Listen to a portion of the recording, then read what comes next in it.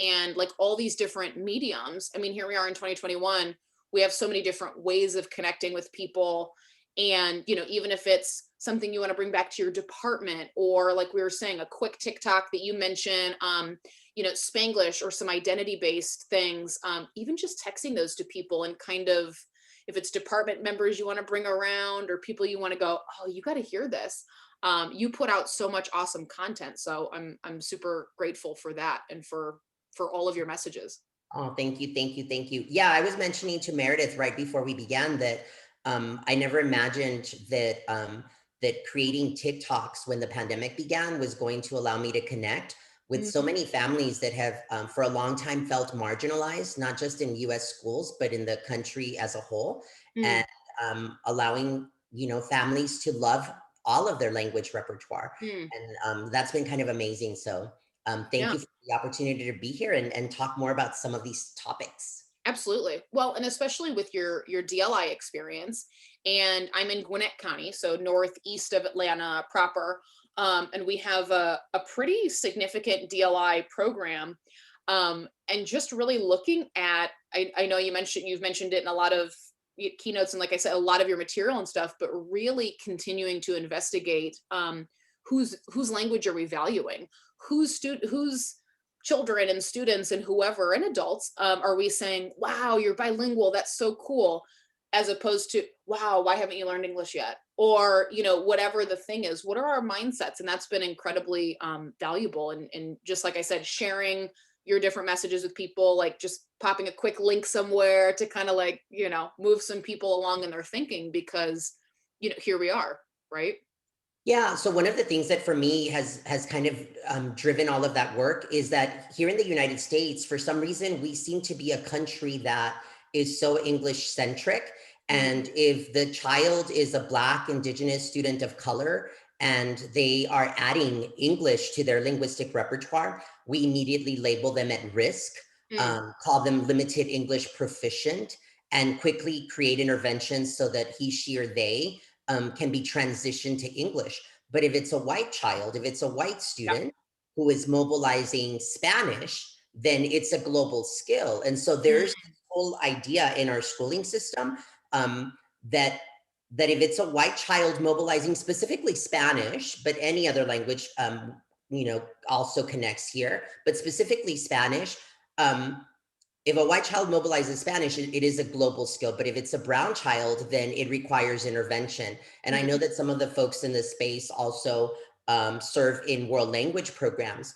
Um, this information is for all of us because the truth is that language learning in the United States, specifically for brown kids, including world language, often, as Nelson Flores and Jonathan Rosa mentioned mm, in their racial linguistics work, that mm, a lot of the language learning for brown kids, Latinx students, including in world language, is somehow a cleansing that mm. is supposed to get rid of all of the impurities that brown kids that speak Spanish Ooh, supposedly bring into the space. And so I know that for sure this is something that happens in every school because I've heard many a world language teachers, many a dual language teachers talk about el español puro or el español no puro, el español que no es apropiado, or the pure French, or the pure German, because it happens with every language.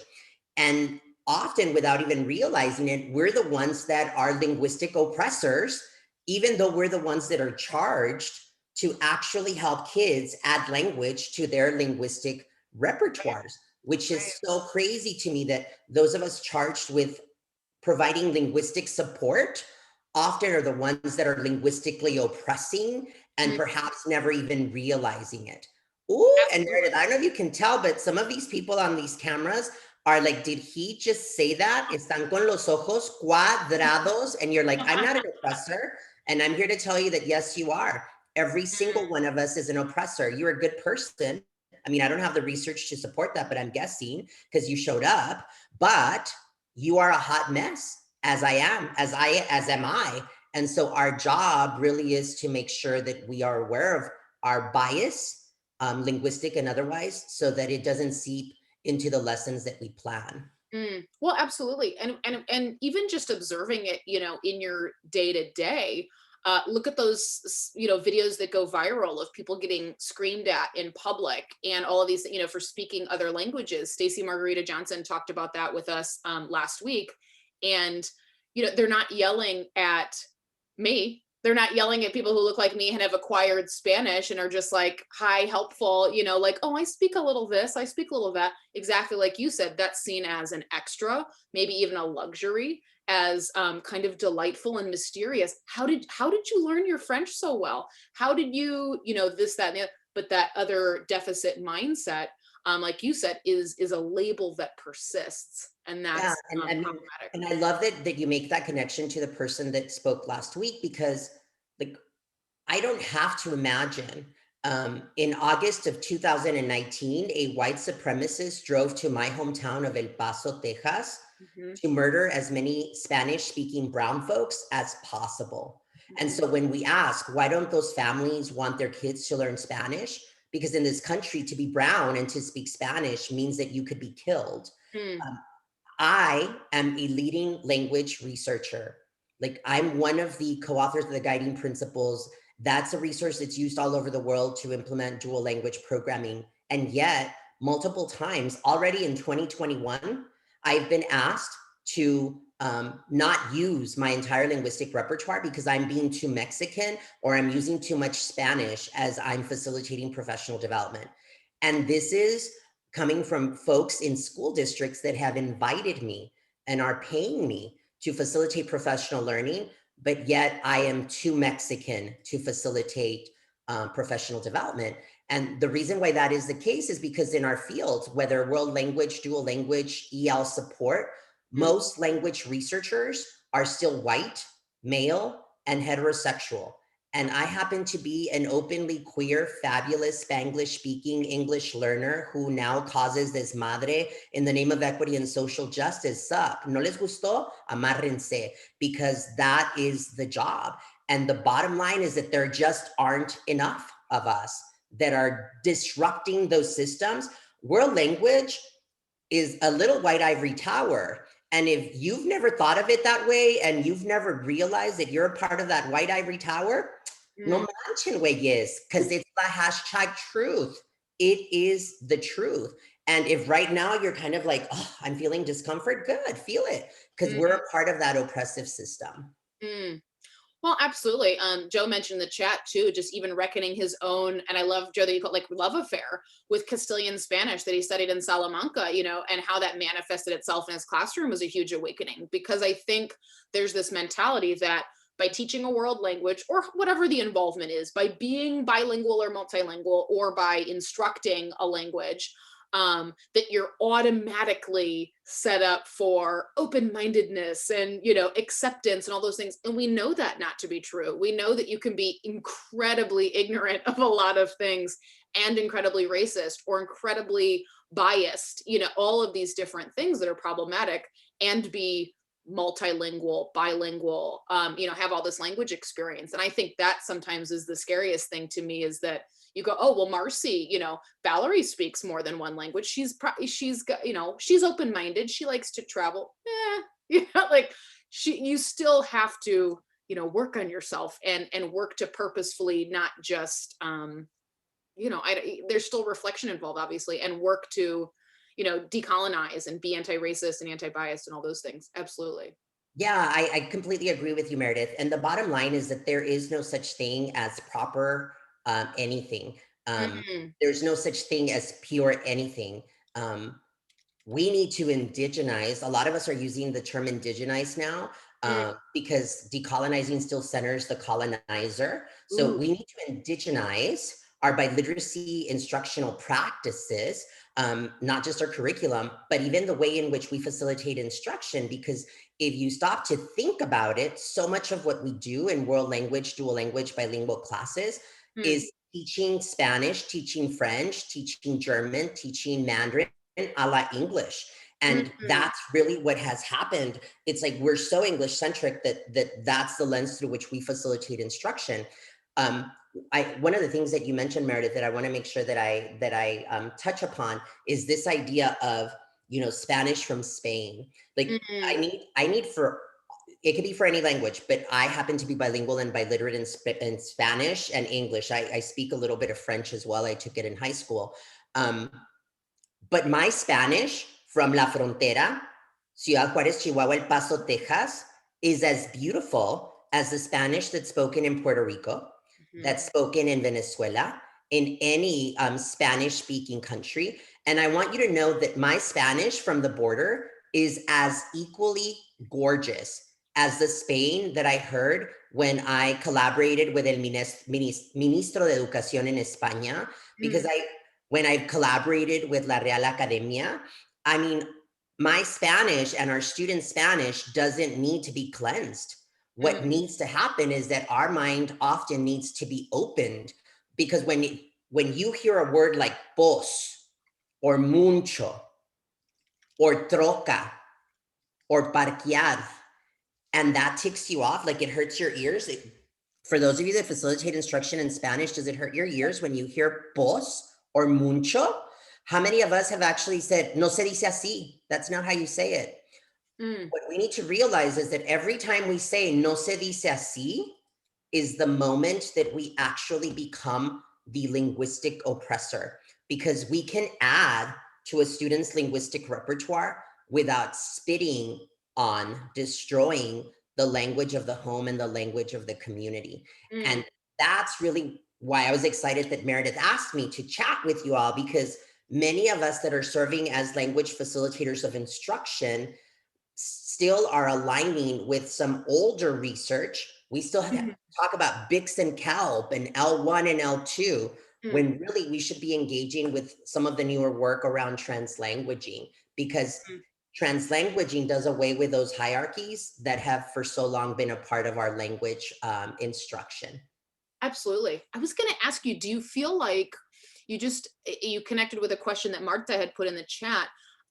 Do you feel like being able to validate some of those things like trocar, parquear, or, lonche, all of those kind of things, do you think, as obviously Spanish examples, is there some position that helps you kind of embrace that, or kind of fully be yourself and in that part of yourself? Marta, if I'm reading your question correctly, or like interpreting it correctly, some of us have to navigate similar paths. We're not able to openly deliver our real narratives within our departments. Or she said, but you have to be in a certain position to be able to be yourself. I think that's an interesting consideration. Do you feel like, as you've navigated as assistant principal, supervisor, and now, with your, your own things, like, do you feel like that's helped? Or, I mean, you're still getting, like you said, some people will say, oh, that's too this, that's too that. Sure. So just as an FYI, I put on the screen, because I know that one of the things Meredith wanted me to talk about and share some slides on translanguaging. So I will in a moment. But if you're not following me, I share a lot of things on social media. So there's my contact information. Meredith, it has taken me a lifetime to learn to love myself, because from the moment that I started school in El Paso ISD as a language learner, I knew that whatever I wasn't what was needed or wanted in schools. And I knew that the language that I spoke, which was Spanish, was also not the language that was wanted or needed in schools. And we still have students that feel that today, all over Georgia, as well as all over the country. When I became a teacher, I got my first teaching job. And when I got hired, my principal in those days, I began teaching in 1995. In those days, it wasn't a committee that interviewed you. It was the principal on his or her own, their own. And it happened to be a gentleman. His name was Mr. Voss. And he said, we're very excited to offer you this position. Congratulations. It's your first teaching position. And as I was leaving his office, he said, just a pointer.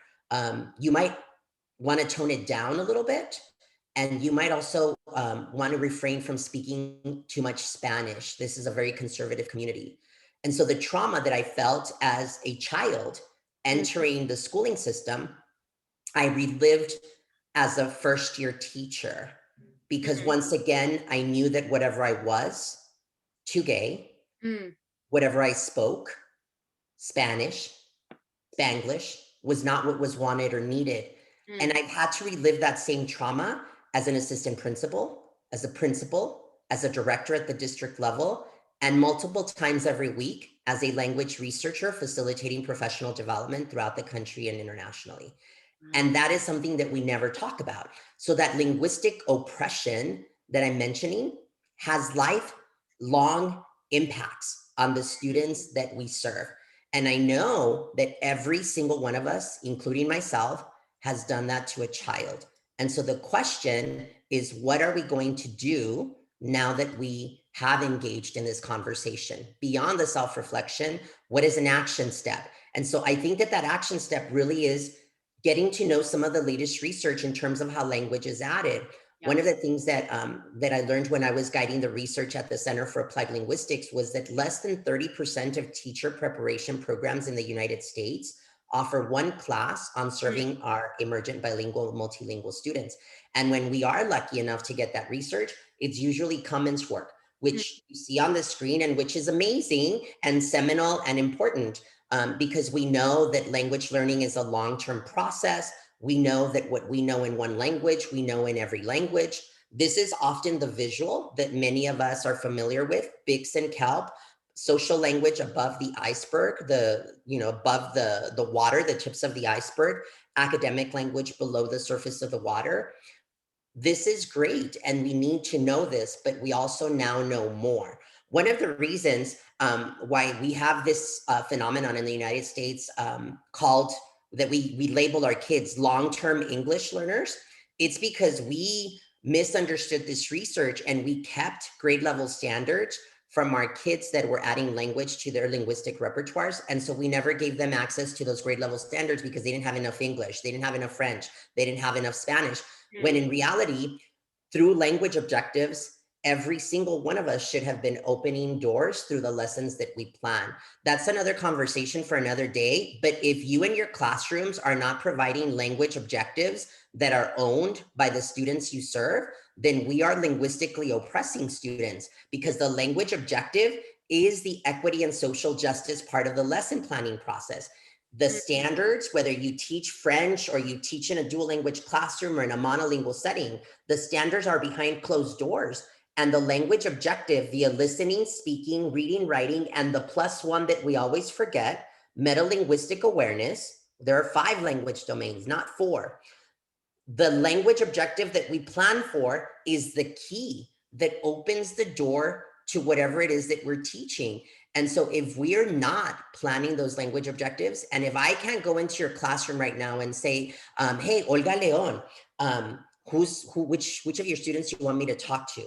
And then I ask that student, oyes, ¿cuál es tu meta del idioma? ¿Qué estás manejando en este momento? What language domain are you working on right now? That child, whether they're in pre-K or a 12th grader, should be able to say, right now we're focusing on listening and speaking, or we're focusing on metalinguistic awareness, or we're focusing on writing. Like, children should know that. Why is this important? Because translanguaging research is what guides us. And Meredith, please stop me if you have questions, or if you want me to go ahead and explain translanguaging. And if you want to take a snapshot, what is it called? A screenshot of this? Yeah. I will not sue you because it's work that's collaboratively and out in the field, ¿verdad? So translanguaging has been around now for over a decade, but because it was a woman of color that was guiding this research, Dr. Ofelia Garcia, it has been slow to make its way into world language, dual language, bilingual, and monolingual classrooms. Translanguaging is really about 3 things. 1, it's moving language parts from your one language bubble based on the context. And so metalinguistic awareness, which is that 5th language domain, is the ability and natural state of multilingual students, multilingual folks, to make connections between the languages that are represented in our one linguistic repertoire. And so if I hear the word triangle, I make connections to triangulo, or in French, triangle, ¿verdad? Je peux parler français seulement un peu. J'avais 3 ans au lycée d'Isleta et 4 semestres à l'Université de Texas El Paso. Hay más o menos. French from the barrio, look at me, ¿verdad? Mira, mira. Fabuloso. Gracias, I le echo ganas, le echo ganas. And translanguaging takes it to the action level. And I want you to know that there are 4-year-olds, 5-year-olds in this country that can explain to you what metalinguistic awareness is and what translanguaging is. And I wonder if your students are able to explain it. And if they're not, why not? Translanguaging gives kids the understanding that they're going to move the parts of language from their one bubble based on that need. It really takes the work of Cummins to a deeper level, because we now know that I don't have a monolingual Spanish speaker living inside my head right next to a monolingual English speaker. That's not the way that it works. Languages aren't separate from one another. They are one being. So we don't have the dual icebergs. There's no academic social. It is all within the one linguistic repertoire. So in my bubble, Meredith, I have what we in schools call academic English. I have some academic Spanish, social English, some social Spanish, some Spanglish. I have a little bit of French, and it is all one. And it is, like Dr. Garcia mentions, a corriente. There's no beginning, there's no end to the languages that are in our one language repertoire. And so our job is to teach kids to move what they need when they need it from their one bubble. So I wanted to give you an example because I think this really clarifies things for folks. Those of you, I know that everyone here is a language teacher, but if we had somebody who's monolingual and fabulous, those that are monolingual and fabulous, you engage in translanguaging as well, because you move what you need from your bubble based on that context. And so if you're talking to your mother or a parent, you're going to talk differently to them than if you're making out, you know, with your partner, with a lover, ¿verdad? Very different conversations than if you're talking to your students or you're talking to a principal. So all of those pieces, you're moving from your bubble what you need. So at this moment, I'm going to engage in translanguaging by mobilizing solely academic English. Check this out, translanguaging. I'm so excited that Meredith allowed me an opportunity to come and share with you some of the most recent research in terms of translanguaging and how to best serve our emergent multilingual students in any US educational context. Translanguaging. I moved what I needed from my one bubble based on that context. Ahora voy a translenguajear en español. Translenguajear is an actual term. I know, isn't it sassy? Voy a translenguajear en español. Le doy las gracias a mi colega y amiga Meredith por darme una oportunidad de venir a compartir con ustedes la más reciente investigación en cuanto al translenguaje y cómo mejor podemos ayudar, apoyar a nuestros estudiantes multilingües en cualquier contexto de educación en los Estados Unidos. Shut up from the barrio, ¿verdad? But after I'm done with this session, my husband, who I've been married to for over 17 years, he's from Puerto Rico. I'm Puerto Rican by marriage. In our house, we're a multilingual home. And so when I'm done, my husband is going to engage in translanguaging, and he's going to move what he needs based on this context. He's going to say, Medina, because he's retired sergeant major in the Army, he's going to say, Medina, how did it go with the teachers de Georgia? And I'm going to respond in my way, mobilizing what is appropriate. I'm going to say, oh, it was really good. Les estaba echando bombazos, but I think that they liked it. Se quedaron con los ojos cuadrados, but les estaba diciendo sana, sana colita de rana so that they wouldn't feel bad. That's also translanguaging. So I can mobilize solely in one language, or I can mobilize in many languages. Puedo comenzar en español, but quickly switch to English, peut-être en français aussi. So translanguaging in 3 languages. And this is where it gets really interesting. If you hear a child that actually combines words or alternates or changes the syntax, if Meredith was one of my high school students and Meredith said, I don't know, guacha, Dr. Medina, guacha lo que te mandé. And I'd be like, Meredith, I love that you just said watcha. Do you know what you just did? You moved watch and you moved mire or mira and you combined them. Shut up, Meredith. Look at you translanguaging away. Remember that our job is to love your bubble, maintain it, and expand it. I want you to keep watcha because watcha is fabulous. But I also want you to add watch and I want you to add mira so that based on the context, you can move watch, mira, or watcha. Go on with your bad self. That's what we should be doing in language learning classes, but it's not what is happening, ¿verdad? Right. Oh, okay, there it is, Meredith White, like in 5 minutes, translanguaging in 5 minutos. Nailed it. No, well, and I, you know, this is so validating, I think, for so many people, but also in so many ways, because my own like high school Spanish teacher is on this call right now, my like life inspiration to be a Spanish teacher. And from her, I learned words like me choca. I never learned yo odio. I never learned that until like later on. And somebody said, ugh, te odio. And I was like, what is that? Because she taught me me choca, and she taught me, you know, I learned chancla and platicar and all these different words, but that was the influence. And I think that's really freeing for people to not feel like they have to do this, especially as a non-native speaker, do this, like, you know, when students ask, like we talked about last week, like, what kind of Spanish are we learning in here? You know, like you said, there's no pure anything. It's like, well, we're learning it all. Little of it, yeah, we're learning it all. And, you know, like you said, you just kind of move the pieces around. I think that piece, I think the fact that you didn't say but in that example was really powerful, because I think it's the power of, as teachers, we love but, and I keep saying I'm going to get a session accepted that I call, I like big butts and I cannot lie, because, but you know, but, because we love but. We, oh, Jose, you wrote this really well, but your verbs are a mess. Or like you said da da da da da, but like watcha isn't a word.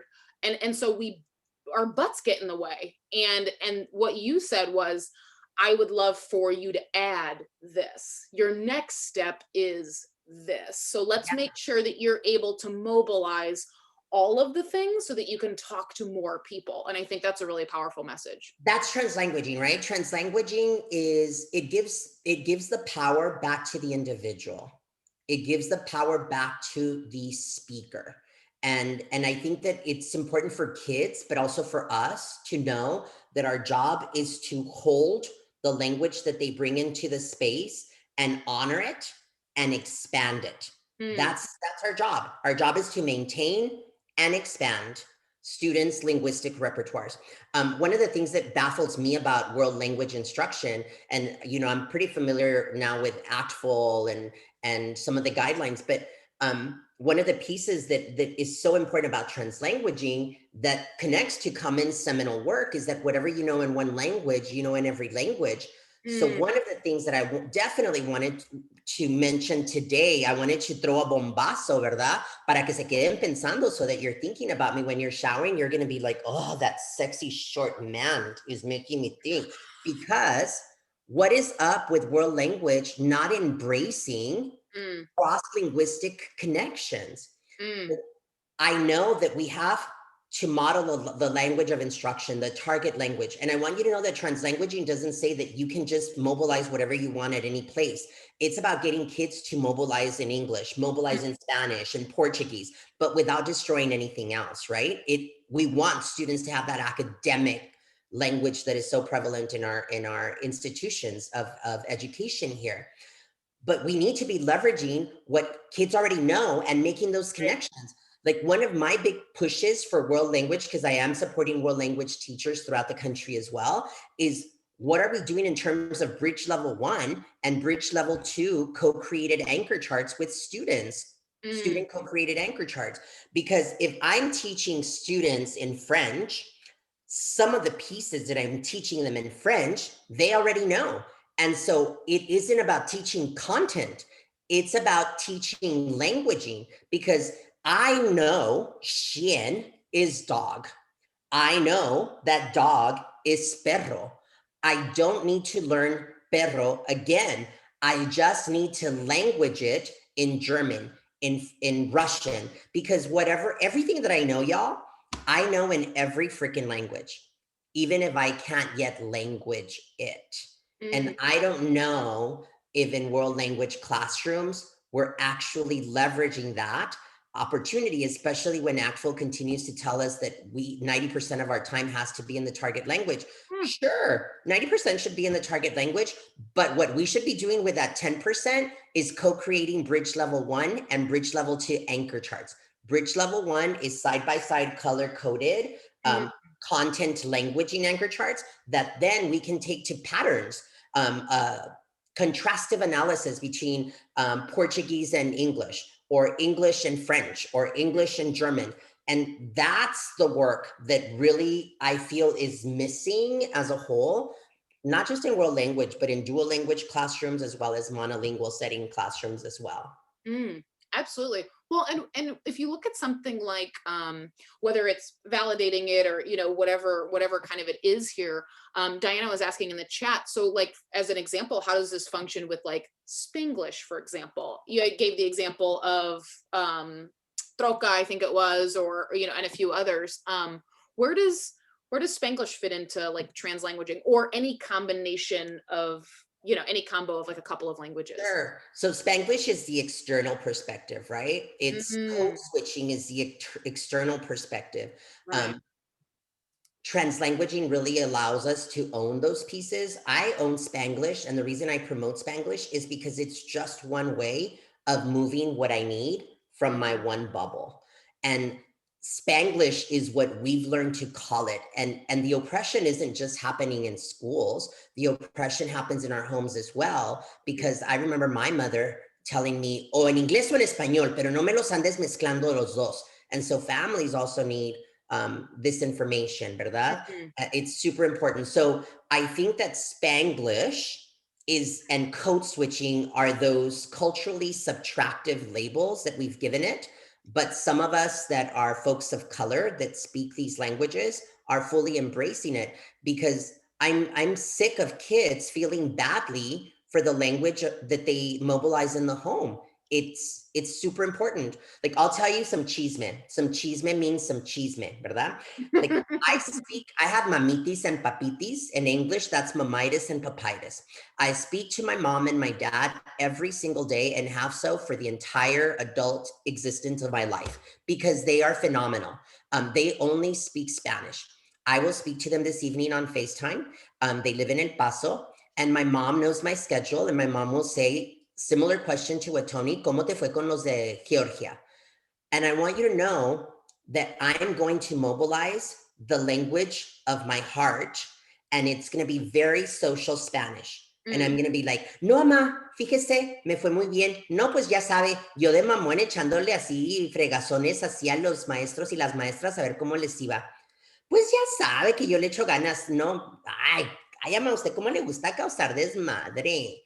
And what I need you all to understand is that the language that I share with my mom and my dad, that social heart language, is as equally valuable as the Spanish that is needed to take an AP exam. It's equally valuable as the language that I mobilize as I write an academic article for a journal.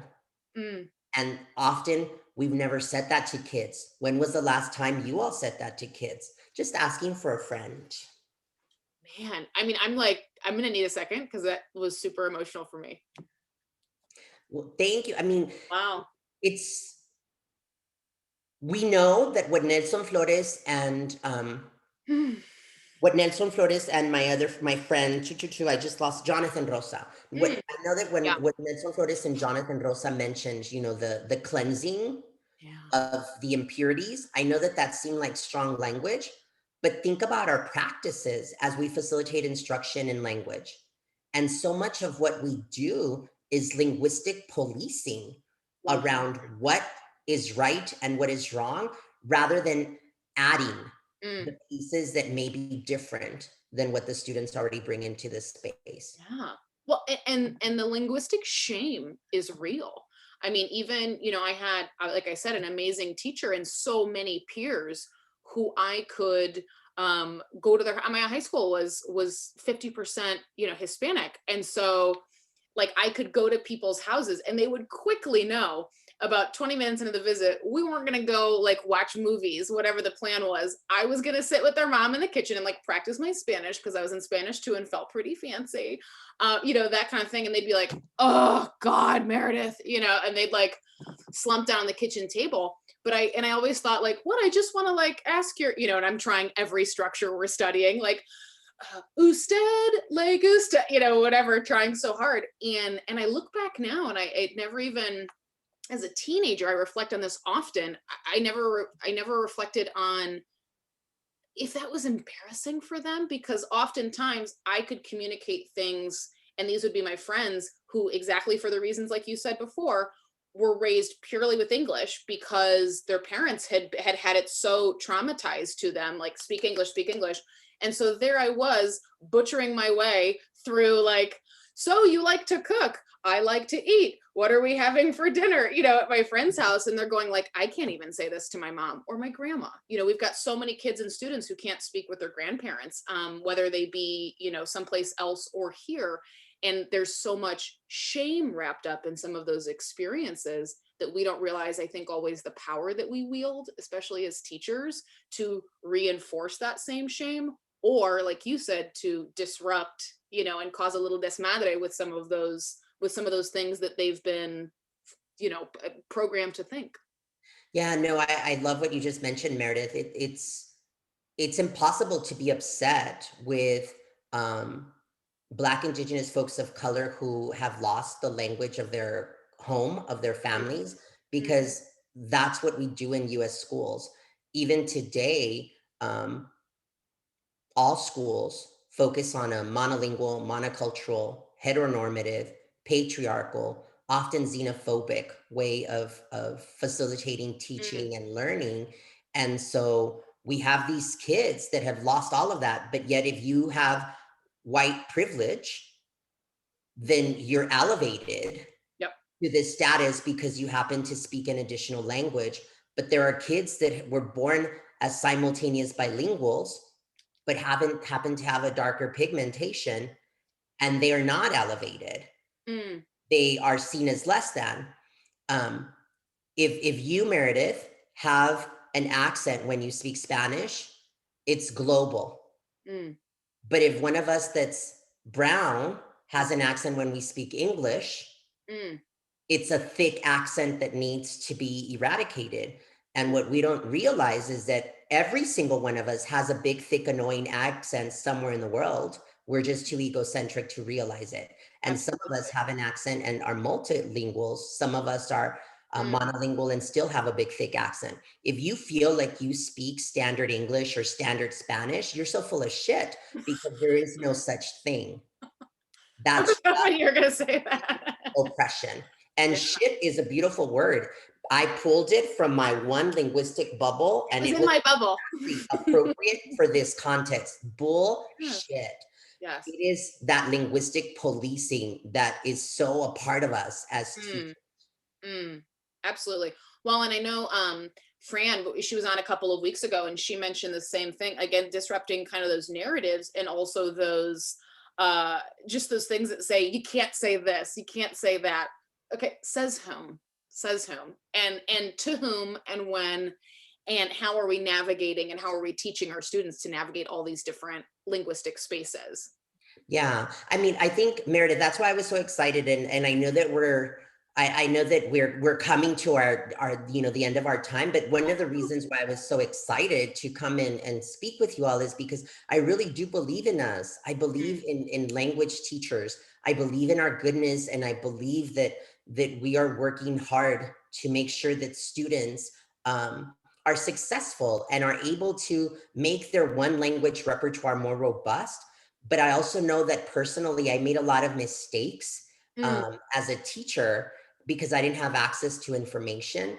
And so it has become my mission in life to be the weird facilitator of professional development, to be the disruptor as a language researcher, because I know that when folks get a chance to learn alongside me, that I get a chance to learn alongside them, that we can positively impact the way that we serve Mm, students. And so I want you to know that every time I speak, I know that within the first couple of minutes, I have to share that I'm a language learner.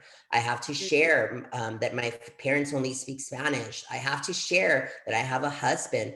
I know some of you that are heterosexual don't even realize this. Do you know that I have to come out as gay multiple times each day? mm, Right before this session, mm, I had to ponder with nerves because I knew that I had to come out as a Spanglish speaker. I had to come out as a language researcher who was a Spanglish speaker, and I had to come out as a researcher who is queer.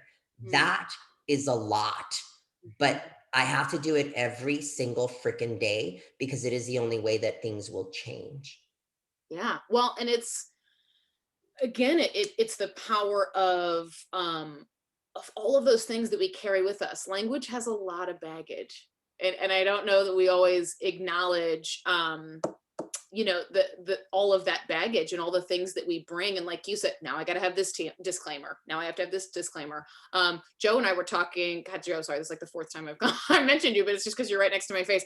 We were talking a couple of days ago about that sounding, a certain way, or things that we're self-conscious about, sounding a certain way. And how many times do you speak even your L1, your English, and you're just casually, I mean, I live in Georgia, but I grew up in the Midwest. And so how many times do you hear, not comparing these experiences, obviously, to the ones you just mentioned, but just as an example, how many times do you now have to like go into your history? Oh, where are you from? You're not from around here, are you? And you're like, oh, here we go. Like, whatever. And then it's like making friends as an adult. Making adult friends is so hard because you're like, oh, this, and you have to like just like read your biography or something because there's all these things that we communicate without realizing necessarily that we communicate them. So like, yeah, which bullshit do we entertain? Which bullshit do we explain?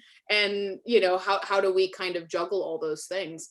Yeah. There's something that you just reminded me of, and I can't remember what it was.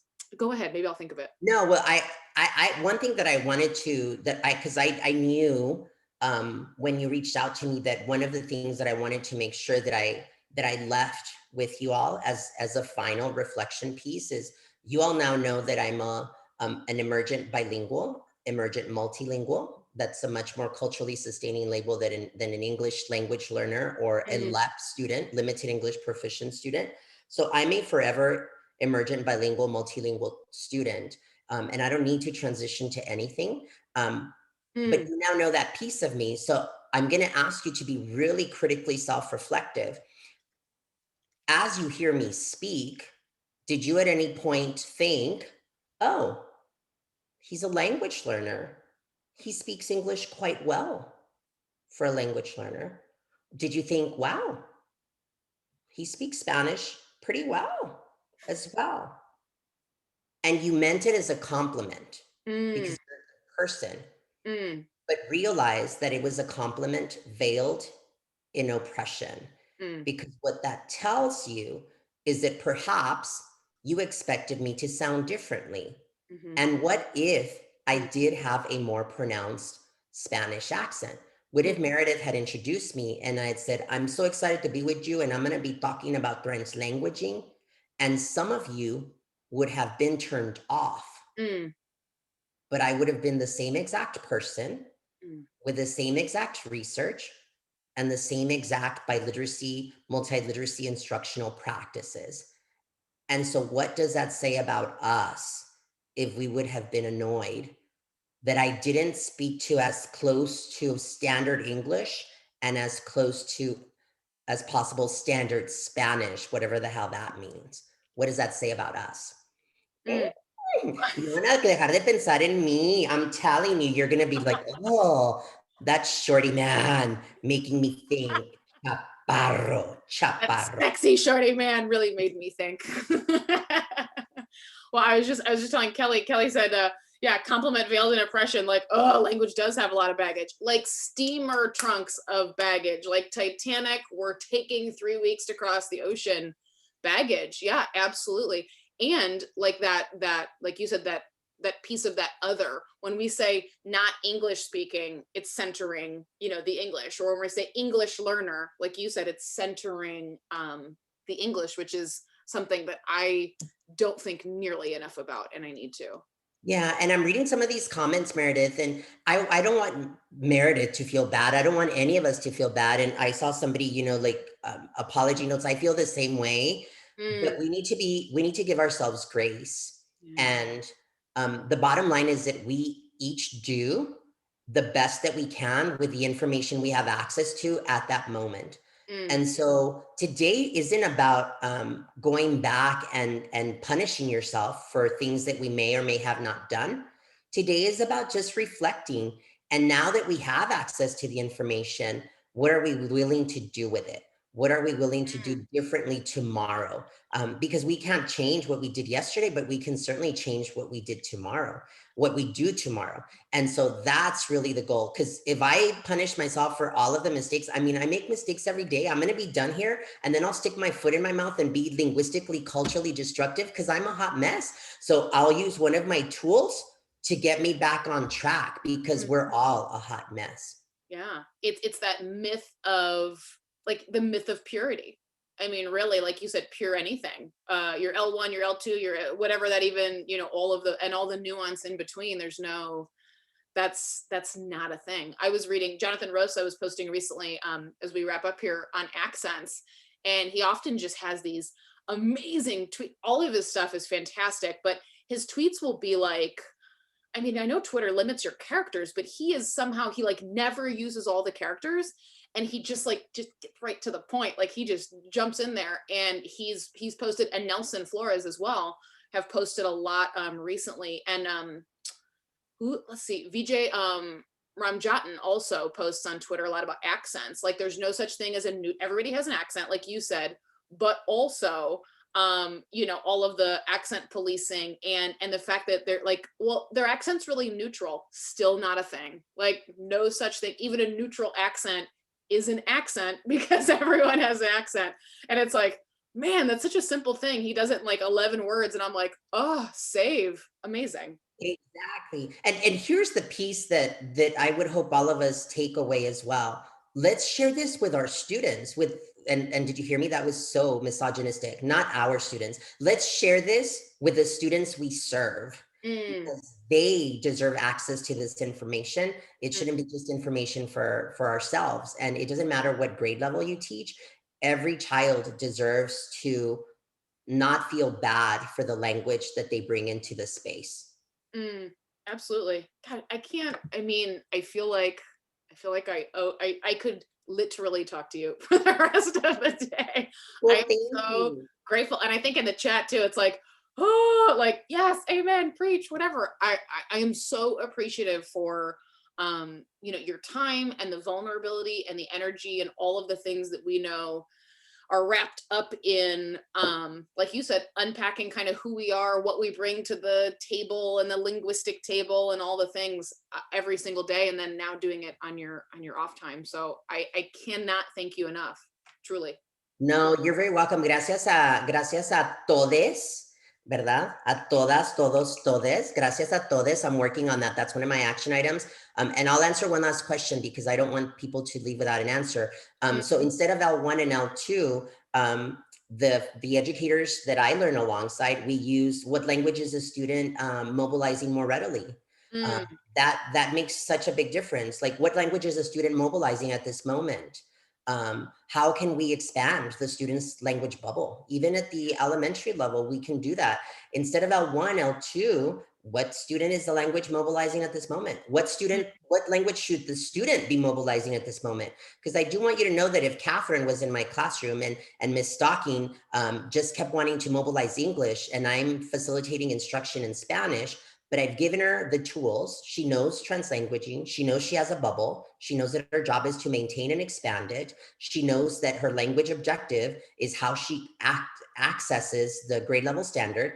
And Catherine still continues to want to mobilize English. Then I pull Catherine aside and I'm like, Catherine, don't act a fool. mm, You know the 5 language domains. What are they? That's right.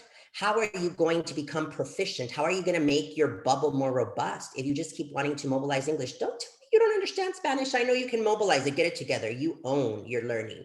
I know you're 7, go.